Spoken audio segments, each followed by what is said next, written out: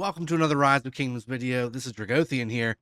As you can see behind me, we've got some arrow towers in the KVK for my 30 million kill account. This is the level 7 pass area for the side that we're on against 2338 and 2234, going up against them at this level 7 pass area. And as you can see, we just have the area absolutely flooded with arrow towers. This video is going to be about what is this, why would we do this, and also, is it smart to do this? Let's talk about the advantages and the disadvantages. Let's jump into it.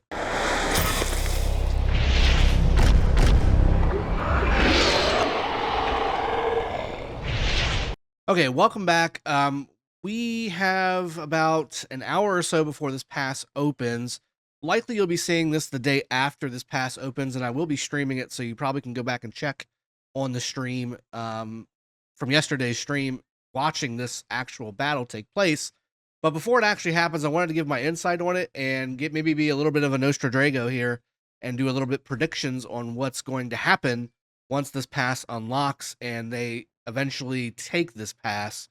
Is this going to be beneficial for us? Is this something that's going to help us in any way, or is this going to be basically a killing field? So first off, the cool thing about arrow towers is once you do have them established, it only takes 4 seconds to drop them and remove your troops from the field.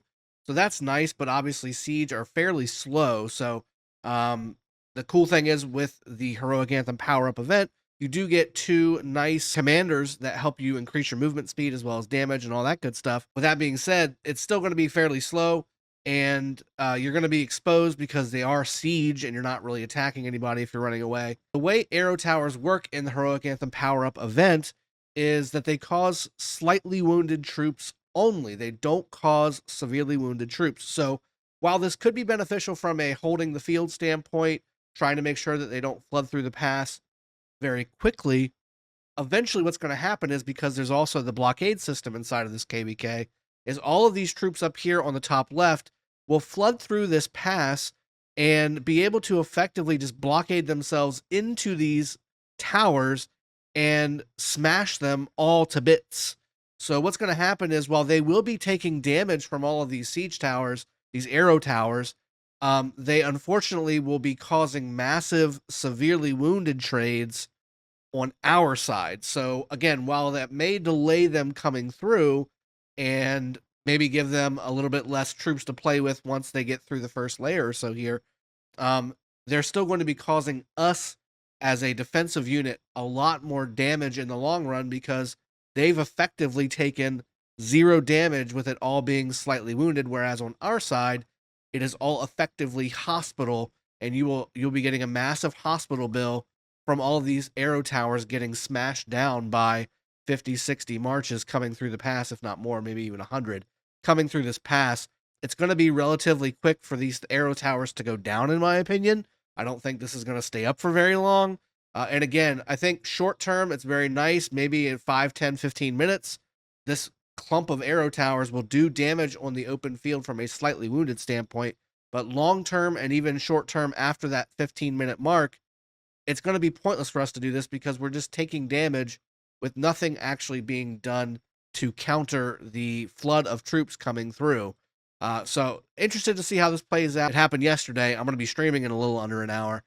So we'll see how this goes. That's my prediction on what this is going to do. And again, every single one of these players is using the troops that they're supposed to be using, the commanders that they're supposed to be using. But I mean, look at this guy, 67,000 troops. I mean, what's that going to do? The damage is going to be negligible at best. Got people here with no army expansions on, less than a full army here. These are likely going to be mostly farm accounts that I'm looking at. So, I mean, you have accounts here that have no tech, or, again, just don't have any army expansions or anything like that. That's the first army expansion I think we've seen the entire time we've been clicking these marches. So, I think this is going to be a disaster, and I think this is going to be very costly for the wind camp, which is the camp that I'm in right now. From a severely wounded standpoint, this is a massive, massive hospital bill that we're about to incur for basically no reason. They're not, to me, this is not going to stop them from coming through and smashing all this down.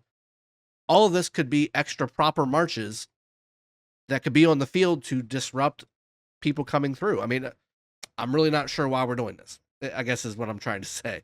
If you have this idea in your KVK, whenever there is a proper Heroic Anthem power-up KVK that's going cycle after cycle after cycle, I just generally wouldn't recommend doing this, just because, again, you're not going to be getting anything positive from it at some point, especially if your enemy really overpowers you. Like, again, we've talked about it on past streams when I've streamed this KVK. These two kingdoms are significantly overpowered when it comes to the two kingdoms that are in Wind Camp fighting against them. So this is going to be a steamroll, in my opinion. We're going to take a ton of hospital, possibly even some dead for people who haven't even filled their hospital or cleared their hospitals yet. There's probably going to be some people on these arrow towers that are going to be killing their own troops for no reason, because you're going to be doing absolutely no economic damage to your enemy here, because they just take severely or slightly wounded. So wouldn't recommend this if you're a strategist in your kingdom, but we're going to try it out and see how it works here. Again, I'm not a leader or anything in this KBK. This is me just doing my 30 million kill project and enjoying some fights. So hope you're enjoying those streams whenever I'm doing the fighting, and hopefully we're going to get to our 30 million kill point. But take this for what it is, and take this recommendation to heart. I think it's probably going to be the best recommendation that you'll take. So hope you enjoyed the video. I'll see you guys next time. Cheers. Have a good one, and take care.